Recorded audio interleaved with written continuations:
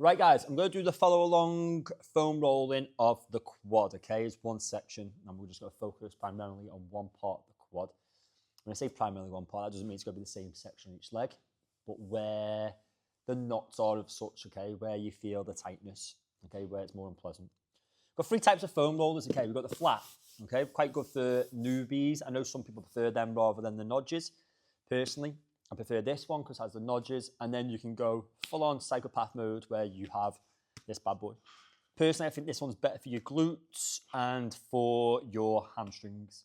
So, go roll them to the side, but you've got the option. You have got the option. If you use that for your quads, you're going to really feel that one. Let's go that to the side. Okay, so we're going to do about 2 minutes per leg, all right? So you're going to need a timer, okay? Let's get that timer ready. What we're going to do is, I'm going to start off on my left leg first, and I'm going to take my right leg out wide, okay? So just so you can see precisely what I'm doing. Going to bring yourself down into an army crawl position. I'm going to start that timer now. Now, foam roller is near the top of the quad, okay? I'm going to roll it towards the knee, roll back towards the hip flexor, and I'm going to find the point that hurts where it's most sensitive, which is right here, okay? So luckily enough, I found that straight away, all right? And we're going to just hold it on there up until we've hit 30 seconds, okay? So just find that pinpoint, or pain point, should we say. You're going to bring yourself down into that plank position, abs in. Don't let your hips tilt like so. Keep your hips nice and neutral. Okay, now from here, what we're going to do is roll forwards and backwards over that spot, just an inch forwards and backwards, okay? So again, if that was the nudge, you're rolling over and back and forth. Main thing is, I want you to really pull those abs in so we have got a strong core, okay? Keep the hips square.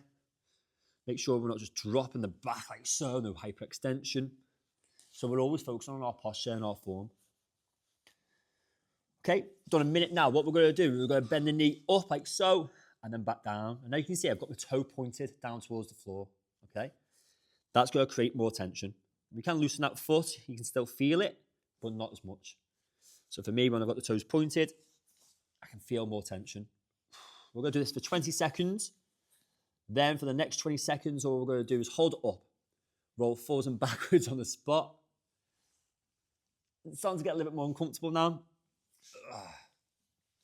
Again, keep focusing on your form, your posture. For the next 20 seconds, guys, we'll go side to side. So going across that sensitive spot now. Absolutely lovely. Okay, and then what we're going to do then, this is going to take us to 2 minutes. For the last 15 seconds, I want you to do whatever you feel like you want to. So you could roll forwards and backwards, go side to side. You can hold your leg out straight, or you can literally just hold it in position, okay? With the muscle right now, it's in a shortened position. When my heel's up in the air, the muscle's lengthened, so you'll probably feel more tension here, okay? There we go. Okay, once you've done that, you can either go for a little walk around, stretch the legs off, get a bit of blood flowing to them, or go straight to the opposite leg. Okay, now we're going to do the right leg. I'm going to change the angle slightly, okay? Left leg's going to be out wide.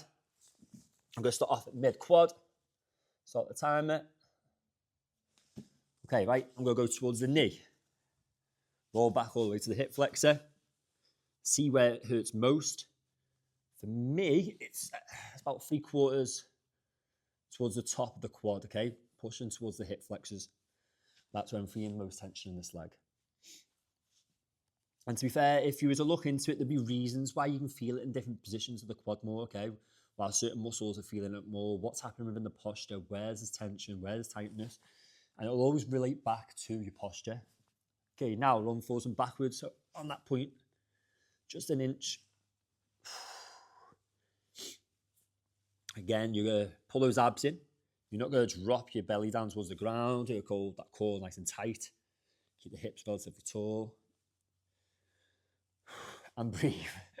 Absolutely breathe. Okay? In 5 seconds, what we're going to do then is we're going to start bending the knee on the point that hurts the most. Okay? So from here now, muscles shorten. Now, we're going to lengthen it. Oh, that's tender. And down. I'm going to pull up. As you might have noticed, my hands started to squeeze in there. That's where the tension is. And I've reminded myself, relax. Okay? The more relaxed you are, the easier it actually is. If you are new to foam rolling, you've never done this before, it's going to be sensitive, okay? The more you do it, the easier it gets, okay? So today will be horrible. In a couple of days, it'll be horrible. Next week, it'll be a little bit better. A couple of weeks again, it'll be nicer, and then you'll start to enjoy it. Now, at the top point, going side to side. Ooh. Sorry. Nearly towards the end, guys. Oh, breathe with it. Okay, now I'm going to find the point that hurts the most, okay? And I'm just going to sit in it like that for the next 15 seconds. So again, just going to hold that position. Breathe, maybe put a bit more tension into it. I push my hips into it a little bit more. And then relax. Again, walk it off.